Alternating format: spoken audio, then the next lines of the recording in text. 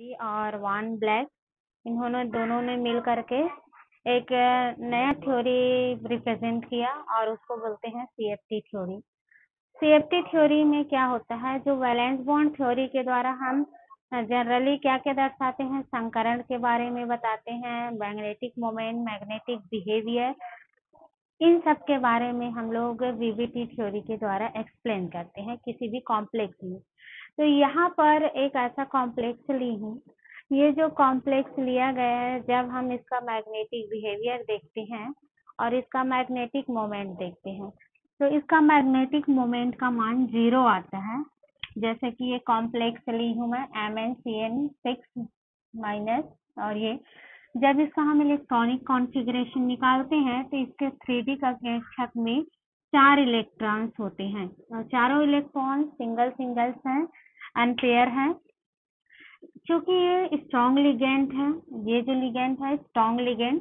और VVT theory में हम लोगों ने क्या पढ़ा कि जब भी कोई strong ligand central metal atom के साथ ऐड हुआ रहता है, उस कंडीशन में हम सारे इलेक्ट्रॉन्स को आपस में क्या कर देते हैं, पेयरिंग कर देते हैं। ये वीवीटी थ्योरी में था। तो अकॉर्डिंग टू वीवीटी थ्योरी हम लोग इसको क्या कर दिए, पेयरिंग कर दिए। जब इसको पेयर किए तो म्यू का मान 0 आ गया, क्योंकि एन का मान यहाँ पर क्या है, 0। नंबर ऑफ अनपेयर इलेक्ट्रॉन एक भी नहीं है। और जब हम म्यू का मान कैलकुलेट किए थे तो म्यू के लिए फॉर्मूला क्या होता है, n+2। तो म्यू इक्वल टू क्या निकल जाता है, आपका 0 आ जाता है। इसके अकॉर्डिंग इसका मैग्नेटिक मोमेंट किसके इक्वल टू हो गया, 0 के। और साथ ही साथ इसमें अनपेयर हाँ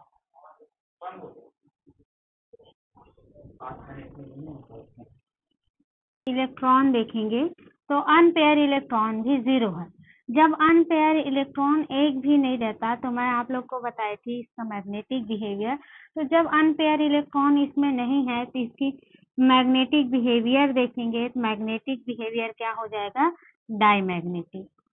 डायमैग्नेटिक नेचर होगा। ये किसके अकॉर्डिंग हम लोग देखे अभी तक के, ये सारी चीजें हम लोग किसके थ्रू देखे, वीबीटी थ्योरी के द्वारा। ये सब किसने बताया, तो VBT theory, valence bond theory.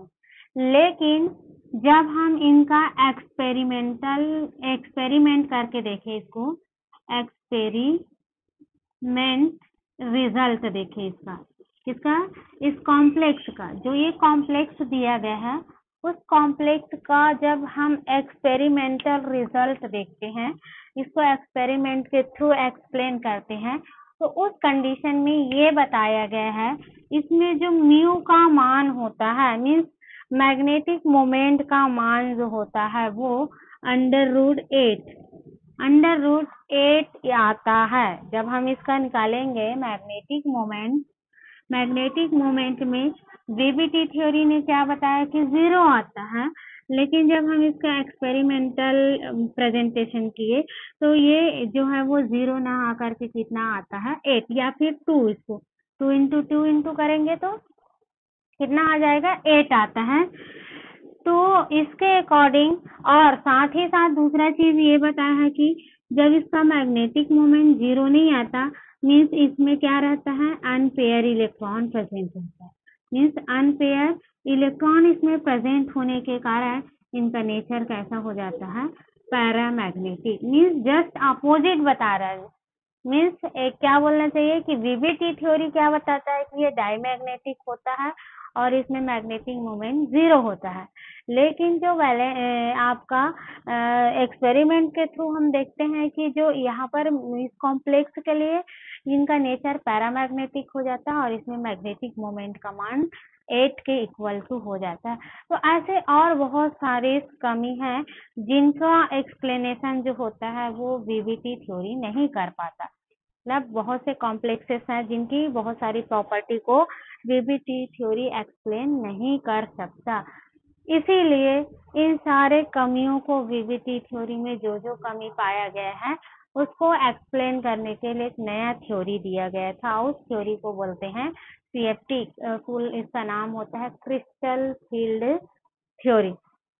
अब इस थ्योरी के कुछ पॉइंट्स हैं। इस थ्योरी में कुछ प्रमुख बिंदु या कुछ प्रमुख एक्सेप्शन दिया गया है, उसको हम लोग सबसे पहले एक्सप्लेन करते हैं कौन कौन सा पॉइंट्स हैं।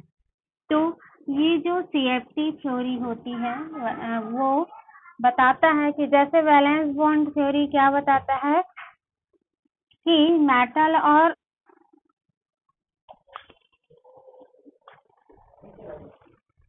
वीडियो काहे बंद हो जा रहा है? हॉटस्पॉट ऑन करूं? हाँ चलो, वो वाईफाई से कनेक्ट कर रही थी ना। हाँ, तो पहला पॉइंट क्या हो गया कि जो कोऑर्डिनेट नहीं होता, ये CFT में बताया गया। दूसरा बताया गया है CFT के अंतर्गत जो लिगैंड होती है और सेंट्रल मेटल एटम के बीच जो चार्ज होता है वो एक पॉइंट चार्ज होता है। लिगैंड और सेंट्रल मेटल एटम के बीच चार्ज जो है वो प्योरली क्या होता है, चार्ज को माना जाता है पॉइंट के समान माना गया है, पॉइंट चार्ज के समान मानना है। ये दूसरा पॉइंट है। थर्ड पॉइंट इसमें देखें तो जो CFT थ्योरी होती है वो सिर्फ और सिर्फ डी ऑर्बिटल के स्प्लिटिंग को एक्सप्लेन करता है।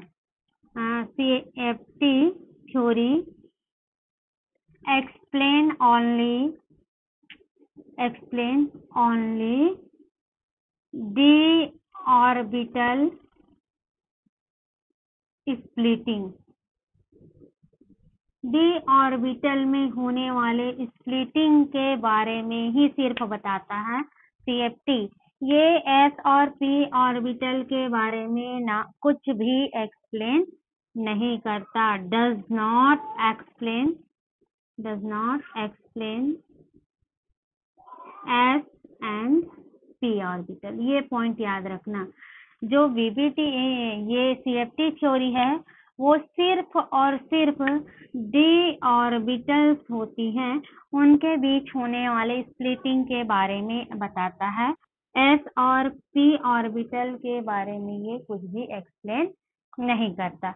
चौथा पॉइंट देखें, CFT जो थ्योरी होती है वो ऑलवेज गिव, सिर्फ ये मैग्नेटिक मोमेंट की वैल्यू को एग्जैक्ट देता है। ये याद रखना, ये जो मैग्नेटिक मोमेंट्स होता है, मैग्नेटिक मोमेंट उनकी एग्जैक्ट वैल्यू को ये बताता है। मैग्नेटिक मोमेंट की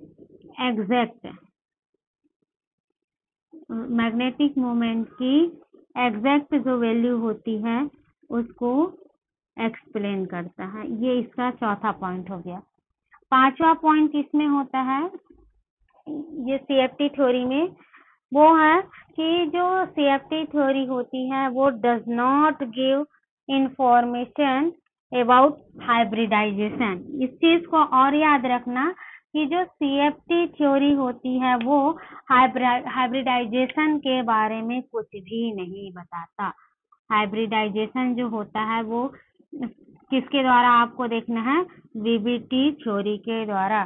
तो हाइब्रिडाइजेशन के बारे में नॉट एक्सप्लेन, नहीं बताता। ये इसकी 5 एग्जेप्शंस है, तो इतना को याद रख लेना क्योंकि ये 12th बेसिस में ज्यादा CFT थ्योरी के बारे में एक्सप्लेन नहीं किया गया है। ये थोड़ा सा इसके बारे में आप लोग जानकारी रखना कि CFT थ्योरी क्या होता है। और इसी में एक और आता है CFT थ्योरी के अंतर्गत, ये इसको याद रख लेना, छोटा सा क्वेश्चन पूछा जाता है, वो है इलेक्ट्रोकेमिकल सीरीज। उसके बाद हम लोग ऑक्टाहेड्रल कंपाउंड में स्प्लिटिंग देखेंगे। तो CFT थ्योरी जो होती है वो मेनली डी ऑर्बिटल्स में होने वाले स्प्लिटिंग के बारे में बताता है। जितना भी स्प्लिटिंग होता है उसके बारे में ये एक्सप्लेन करता है। तो ये इसको उतना डिटेल्स में नहीं देखेंगे, आप लोग खुद से पढ़ लेना। इसमें 2 नंबर का क्वेश्चन आता है, उसको मैं बता दे रही हूँ, इसको थोड़ा सा याद रखना। Electrochemical series,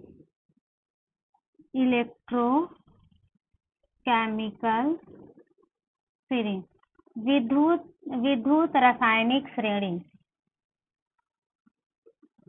electrochemical series 2 number का ये क्वेश्चन आता है, विद्युत रासायनिक श्रेणी। इसमें से आता है क्वेश्चन, विद्युत रासायनिक श्रेणी किसे कहते हैं। सिर्फ 2 नंबर के लिए ये क्वेश्चन आता है, तो इसको हम लोग देख लेते हैं। तो जितने भी लिगेंड्स होते हैं, लिगेंड को कल बताए थे 3 पार्ट में बांटे थे, स्ट्रॉन्ग लिगेंड, वीक लिगेंड और एवरेज लिगेंड। तो जितने भी लिगेंड्स होते हैं, उन सारे लिगेंड को उनकी प्रबलता के आधार पर, उन सारे लिगेंड को उनके crystal field stabilization energy, crystal field stabilization energy CFSE, और इसको शो करते हैं del 0 से। जब हम सारे लिगेंड्स को उनके क्रिस्टल फील्ड स्टेबलाइजेशन एनर्जी के आधार पर अरेंजमेंट करते हैं, व्यवस्थित करते हैं, तो हमें एक श्रेणी प्राप्त होती है। उस श्रेणी को कहा जाता है विद्युत रासायनिक श्रेणी। किसको बोलेंगे? तो जब हम सारे लिगेंड को क्या करें, उनकी क्रिस्टल फील्ड स्टेबलाइजेशन एनर्जी के बढ़ते क्रम में अरेंजमेंट करने से हमें एक श्रेणी प्राप्त होती है। उस श्रेणी को कहा जाता है इलेक्ट्रोकेमिकल सीरीज। अब इस इलेक्ट्रोकेमिकल सीरीज में देखें हम लोग क्या करें, बढ़ते क्रम में। तो हम पहला लिगेंड ले लिए आयोडीन, फिर है आपका Br, फिर लिगेंड है S, फिर आपका लिगेंड है HCN, फिर लिगेंड है आपका S, फिर है क्लोरीन। ये बढ़ते हुए क्या कर रहे हैं, सबसे छोटे पहले जिसका del 0 का मान कम है, फिर इनका, ऐसे अरेंजमेंट आपको करना है। और सारे लिगेंड को ऐसी अरेंजमेंट करोगे तो सब सारे लिगेंड को इस प्रकार अरेंजमेंट करते हैं। फिर EN आता है, लास्ट को लिख दे रही हूँ आपका, जो स्ट्रॉन्ग लिगेंड है उसको NO2, उसके बाद आता है आपका CO, और फिर CN और CO। ये ऐसे आपको अरेंजमेंट करना है। ये इसको यहाँ लिख दे रही हूँ CO। तो यहाँ पर जो लिगेंड है, देखो कल बताया गया था, ये कैसा लिगेंड है, ये सारे जो है वो वीक लिगेंड है, ये वीक लिगेंड है। और वीक लिगेंड के लिए del G का मान क्या हो जाएगा, लेस होगा। और ये इधर जो दिया गया है वो स्ट्रॉन्ग लिगेंड है, और स्ट्रॉन्ग लिगेंड के लिए del G का मान क्या हो जाता है, हाई होता है। जैसे वीक लिगेंड है, वीक लिगेंड के लिए del G का मान 2.5 होता है, और 2:5, या फिर इसको लिखेंगे तो हम लोग 0.4 होता है। और स्ट्रॉन्ग लिगेंड के लिए del G का मान 3:5 या आपका 0.6 होता है, ये del G होता है। इतना इसके लिए होता है। तो जब हम इसको अरेंजमेंट कर रहे हैं तो ये I जो है वो सबसे वीक लिगेंड है, तो उसके लिए del G का मान कम होगा। देन ऐसी अरेंजमेंट आपको करना है जिसके लिए del G का मान को बढ़ते क्रम में ऐसा अरेंजमेंट करना है। तो हमें एक क्या मिल रहा है, एक श्रेणी मिल रही है, एक श्रृंखला मिल रहा है। इसी श्रृंखला को कहा जाता है आपका इलेक्ट्रोकेमिकल सीरीज। तो इसको देख लेना अच्छे से, इलेक्ट्रोकेमिकल सीरीज क्या होता है करके क्वेश्चन 2 नंबर का जनरली आता है। तो ये होता है आपका इलेक्ट्रोकेमिकल सीरीज। अब हम लोग देखें CFT थ्योरी के अंतर्गत कोई भी ऑक्टाहेड्रल कंपाउंड्स हैं या कॉम्प्लेक्स हैं, उस कॉम्प्लेक्स में स्प्लिटिंग कैसा होता है उसको CFT थ्योरी के द्वारा एक्सप्लेन करना है। तो इसको तुम लोग खुद बुक से कर लेना। मैं नया चैप्टर तुम लोग का स्टार्ट करती हूँ, तो खुद बुक से है ना। तो नया चैप्टर फिर हम लोग स्टार्ट करेंगे। तो ये पिछला चैप्टर को एक बार मैं रिवाइज कर दे रही हूँ कि हमें क्या क्या पढ़ना है शुरू से लास्ट तक कोऑर्डिनेट कंपाउंड के अंतर्गत। तो फर्स्ट आपको इंट्रोडक्शन देख लेना है कोऑर्डिनेट कंपाउंड का। उपसहसंयोजी यौगिक किसे कहते हैं। इसके अंतर्गत आप द्विक लवण पढ़ना, डबलेट सॉल्ट, और फिर दोनों में डिफरेंट पढ़ लेना, डबलेट सॉल्ट और उपसहसंयोजी यौगिक किसे कहा जाता है वो। उसके बाद आपको पढ़ना है वो है IUPAC नेम ऑफ उपसहसंयोजक यौगिक। तो उसका IUPAC नाम लिखना, प्लस यदि नाम दिया हुआ है तो उसका फॉर्मूला बनाना, और फॉर्मूला दिया हुआ है तो उसका नाम लिखना, ये चीजें देखना है। उसके बाद आपको देखना है उसका ऑक्सीडेशन नंबर निकालना, कैसे हम जितने भी कोऑर्डिनेट कंपाउंड है उसका ऑक्सीडेशन नंबर निकालते हैं, है? तो ऑक्सीडेशन नंबर निकालना आप लोग देखोगे। उसके बाद हो गया कोऑर्डिनेट कंपाउंड का टाइप देख लेना, कितने टाइप के होते हैं उसको देख लेना। उसके बाद कोऑर्डिनेट कंपाउंड का स्टीरियोकेमिस्ट्री देखना, उसमें कौन कौन सी समवायता पाया जाता है। तो इस समवायता में मैं 2 टाइप समवायता तुम लोग को बताई हूँ। तो उसमें जो आपका ऑप्टिकल आइसोमर है, कन्फॉर्मेशनल और कन्फ्यूगरेशनल देखे थे, उसमें ऑप्टिकल आइसोमर और दूसरा है आपका दूसरा है आपका आइसोमर का नाम है वो है, उसके अंतर्गत इनेंसियोमर और आइसोमर पढ़ना है ऑप्टिकल आइसोमर के अंतर्गत। और फिर ज्योमेट्रिकल आइसोमर पढ़ लेना, ज्योमेट्रिकल के अंतर्गत सीस ऑफ ट्रांस आइसोमर पढ़ोगे। और जब हम लोग ऑप्टिकल आइसोमर पढ़ेंगे उसी समय आपको किरेल, किरेलिटी, इनेंसियोमर, डाइस्टीरियो आइसोमर, ये सारी चीजें आप वहीं पर पढ़ोगे, क्योंकि यहाँ से छोटा छोटा क्वेश्चन आता है। और लास्ट में आपको क्या देखना है, वर्नर थ्योरी, बहुत ही बार एक क्वेश्चन पूछा जाता है, वर्नर थ्योरी देखना रहेगा और पूरा वर्नर थ्योरी को एक्सप्लेन करना है। और वर्नर थ्योरी के द्वारा इसमें न्यूमेरिकल क्वेश्चन आता है कि कोई भी कॉम्प्लेक्स दिया रहेगा, उस कॉम्प्लेक्स में आपको उसकी प्राइमरी, सेकेंडरी, वैलेंसी को पूछा जाता है और उसका ऑक्सीडेशन नंबर पूछा जाता है। तो ये सारी चीजें आप लोग देखोगे। उसके बाद आप लोग क्या देखना कि जो VBT थ्योरी, वर्नर थ्योरी के बाद आ जाना VBT थ्योरी। VBT थ्योरी के अंतर्गत मेन इम्पोर्टेंट है कि कोई कॉम्प्लेक्स दिया गया है उसका आपको हाइब्रिडाइजेशन निकालना, हाइब्रिडाइजेशन मेन है। उसके बाद magnetic movement, magnetic behaviour, spin multiplicity, तो ये चीजें आप VBT के अंतर्गत देखोगे। फिर लास्ट ओवरऑल आ जाता है आपका CFT। तो CFT से ज्यादातर उतना क्वेश्चन नहीं पूछा जाता है। CFT में आपको सिर्फ उसके कौन कौन से पॉइंट्स हैं, एजप्शंस हैं, उसको आप लोग देख लेना, और इसके अंतर्गत इलेक्ट्रोकेमिकल सीरीज को देख लेना। और इसमें ऑक्टाहेड्रल कंपाउंड में होने वाले स्प्लिटिंग के बारे में बताया जाता है। ऑक्टाहेड्रल जो कंपाउंड्स होते हैं उसमें स्प्लिटिंग कैसे होता है उसको एक्सप्लेन किया गया है CFT थ्योरी के अंतर्गत, क्रिस्टल फील्ड थ्योरी के अंतर्गत। और इसको थोड़ा बता ही देती हूँ मैं। इसमें क्या होता है, कोई भी एक ऑक्टाहेड्रल कंपाउंड लेते हैं, बता दे रही हूँ, स्प्लिटिंग इन ऑक्टाहेड्रल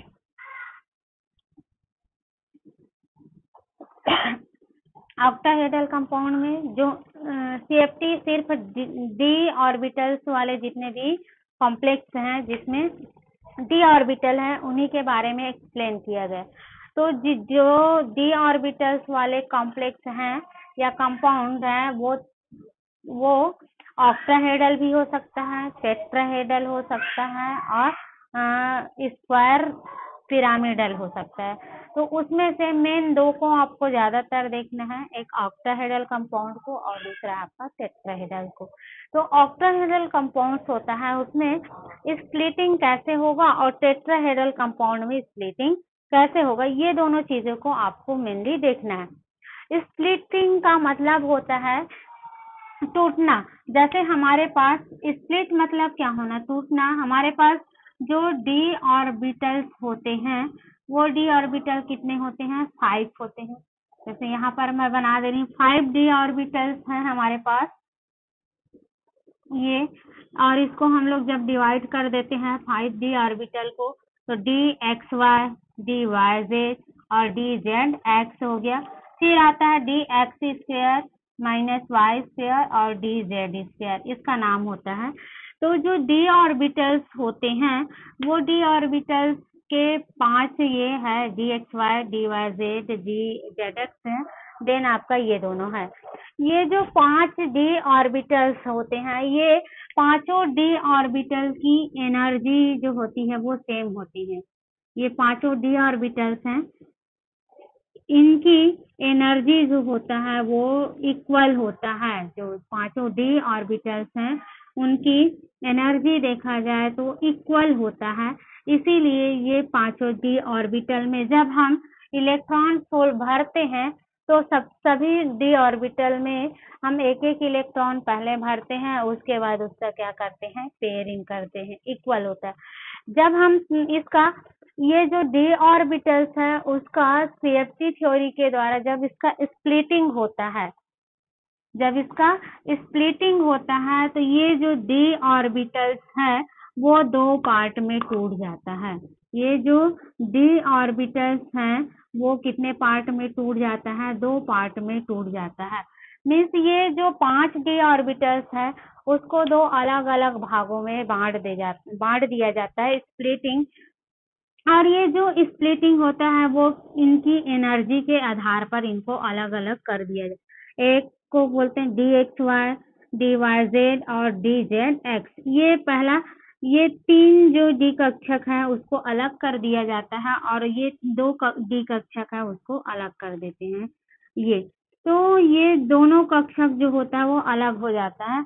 इसमें जो d x y, d y z और डी जेड एक्स होता है उनकी एनर्जी देखें तो इनकी एनर्जी या इसके लिए डेल जी का मान या एनर्जी बोला जाए, एनर्जी जो होती है वो कम होता है। और इनके लिए जो d x square y square z, इनकी एनर्जी जो होती है वो हाई होती है, इनकी एनर्जी क्या होती है, हाई होती है। और ये जो d x y, y z और डी जेड एक्स 3 कक्षक है जिनकी एनर्जी कम होती है उसको अलग से नाम दे दिया गया है और इसको नाम दिया गया है T2, ऐसे नाम दिए T2Z, इसका नाम है, या शॉर्ट में लिखा जाए T2Z। इसको नाम क्या दे दिया गया है, जिनकी एनर्जी जो होती है वो अधिक होती है, जिनकी एनर्जी क्या होती है, कम होती है, उसको नाम क्या दे दिया गया है, तो उनको नाम दिया गया है T2Z। और इसको नाम दिया गया है इजी, इसको नाम क्या दिया गया है, तो इसको नाम दे दिया गया है इजी। और इनकी एनर्जी जो होती है वो हाई होती है। तो ये 2 पार्ट में स्प्लिटिंग होता है, ये 5 डी ऑर्बिटल्स का स्प्लिटिंग, इनकी एनर्जी कम और इनकी एनर्जी अधिक। अब ये जो डी ऑर्बिटल्स हैं जब हम इसको क्या करते हैं, रिप्रेजेंट करते हैं, तो इसमें याद रखना जब हम इनकी आकृति को एक्सप्लेन करें तो आकृति एक्सप्लेन करें तो ये जो एक्सिस होता है ये आपका एक्स वाई और जेड, 3 एक्सिस है, एक्स वाई और जेड। तो जब हम इन कक्षकों को अरेंजमेंट करते हैं तो ये जो ऑर्बिटल्स होता है वो इस एक्सिस के बीचों बीच ऐसा अरेंजमेंट होता है। जब हम इसका अरेंजमेंट करेंगे तो अरेंजमेंट कैसा हो जाएगा, एक्सिस के बीचों बीच इनका अरेंजमेंट होता है, ये ऐसा। मीन्स इस एक्सिस को बिना टच किए हुए, जैसे ये बना रही हूं मैं एक्स और वाई, बन गए ये एक्स वाई। तो जब हम इन को अरेंजमेंट करेंगे, इन तीनों कक्षकों को, तीनों कक्षक को, तो ये कैसे करेगा, ये एक्सिस के बीचों बीच अरेंजमेंट होगा। इस एक्सिस को बिना टच किए हुए अरेंजमेंट रहता है, इसलिए इसको हम कक्षीय विन्यास भी बोल देते हैं। और जब ये तीनों में सेम होगा, ऐसे आप लोग बना के देखना। तो ये हो गया आपका डी एक्स वाई, फिर आप बनाओगे डी, फिर क्या बना दे हम लोग, वाई और जेड, और लास्ट बन जाएगा आपका जेड और एक्स और जेड। तो ऐसा ये क्या होता है, बिना एक्सिस को टच किए इनका अरेंजमेंट होता है। तो ये 3 इसका ऑर्बिटल्स हैं, उनका डायग्राम। इसमें देखोगे तो इसमें जो है ये जो कक्षक होते हैं वो एक्सिस को अरेंजमेंट करते हुए एक्सिस के बीचों बीच ऐसा अरेंजमेंट रहता है। ये इनका अरेंजमेंट ऐसा होता है। ये हो जाएगा आपका डी एक्स स्क्वायर वाई से। और डी जेड स्क्वायर के लिए क्या होता है, एक सेंटर होता है, उसमें ऐसे अरेंजमेंट होता है। ये ऐसा ये हो जाता है आपका डी जेड स्क्वायर, और ये हो गया आपका d x square minus y.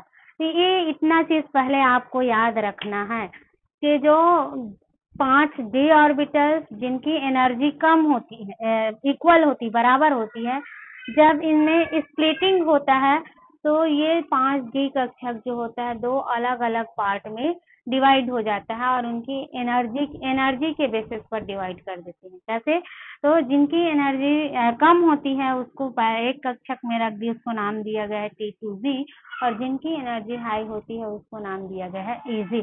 तो EZ के अंतर्गत 2 कक्षक आते हैं और T2Z के अंतर्गत 3 कक्षक। तो ये इनकी आकृति। अब आपको देखना है ऑक्टाहेड्रल कंपाउंड में स्प्लिटिंग और टेट्राहेड्रल।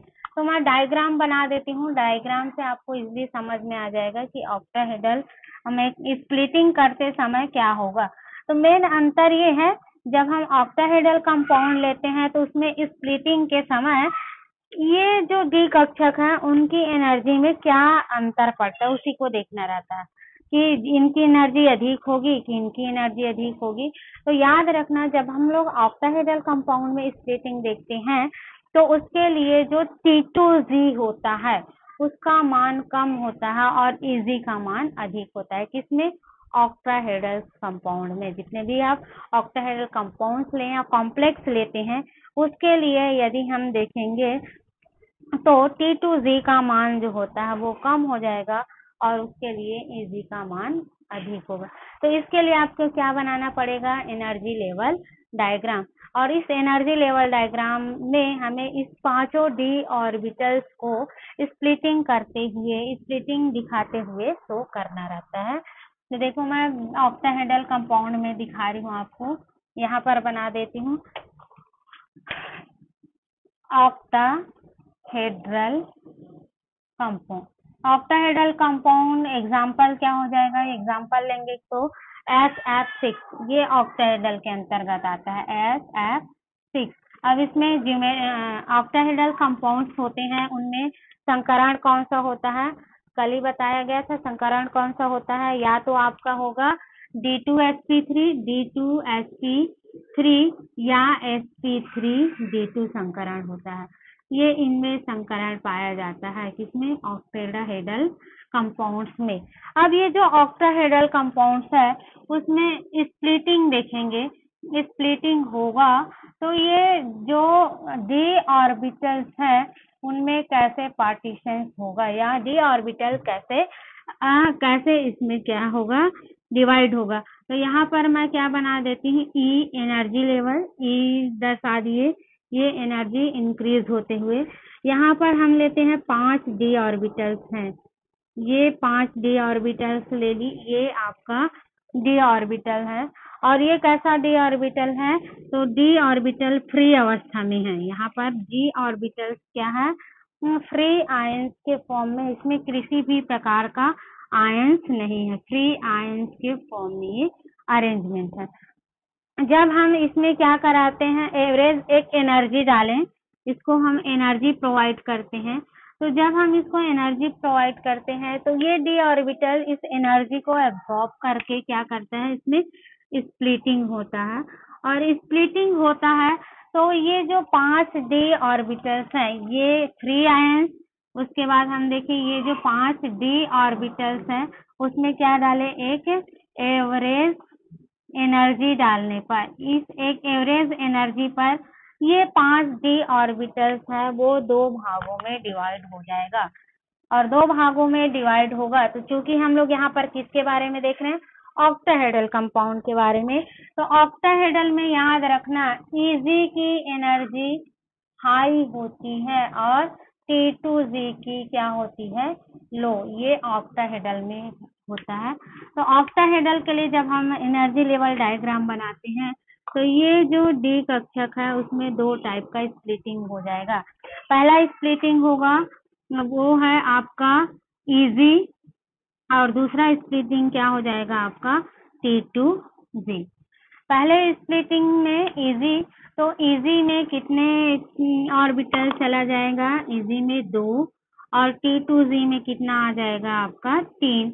इनकी एनर्जी देखेंगे इजी की, तो इजी की एनर्जी क्या हो जाएगी, हाई एनर्जी होगी, इनकी एनर्जी हाई एनर्जी, और इनकी एनर्जी क्या हो जाएगी, लो। तो ये दो टाइप के स्प्लिटिंग होता है, और इनके बीच जो गैप होता है, इनके बीच की वैल्यू जो होती है इजी और T2Z, उसको हम लोग निकाल लेते हैं डेल जी से।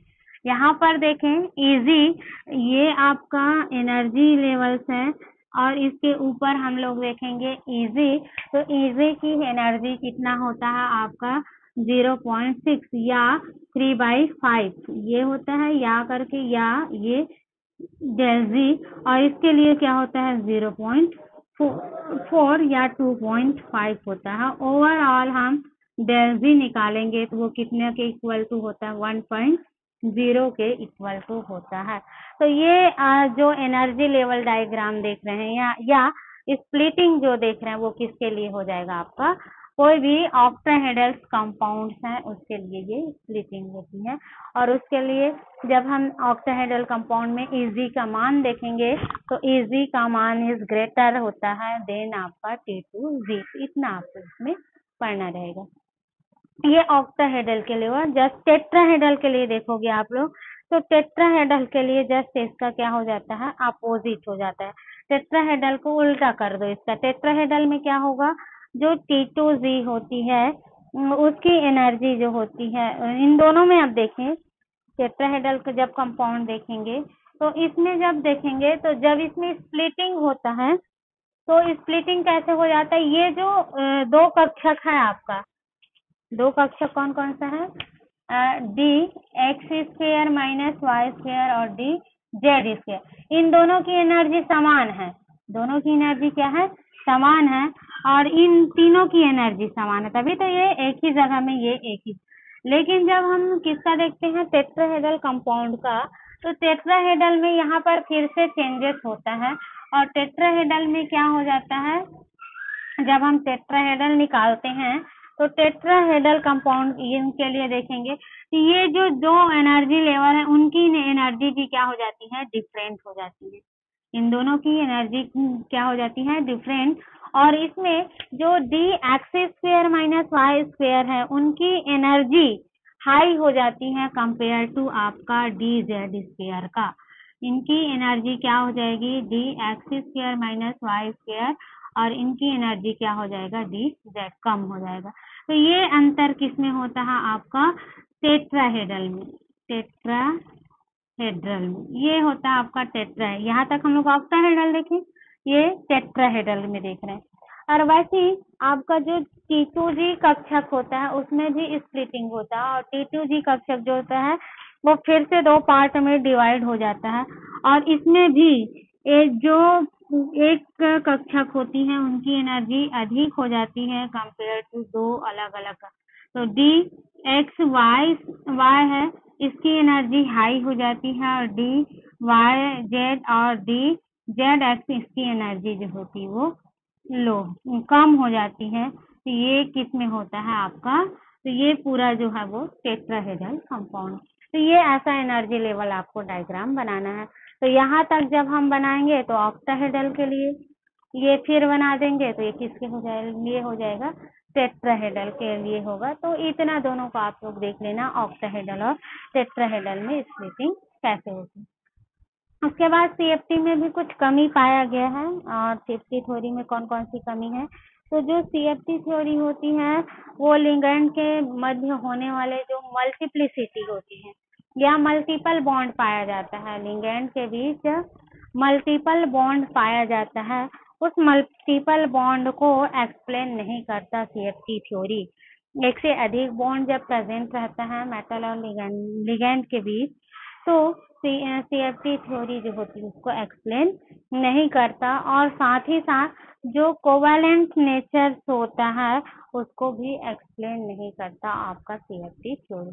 तो इतना आपको पूरा कोऑर्डिनेट कंपाउंड के अंतर्गत। तो ये फिनिश हो गया आपका चैप्टर 9। हेलो।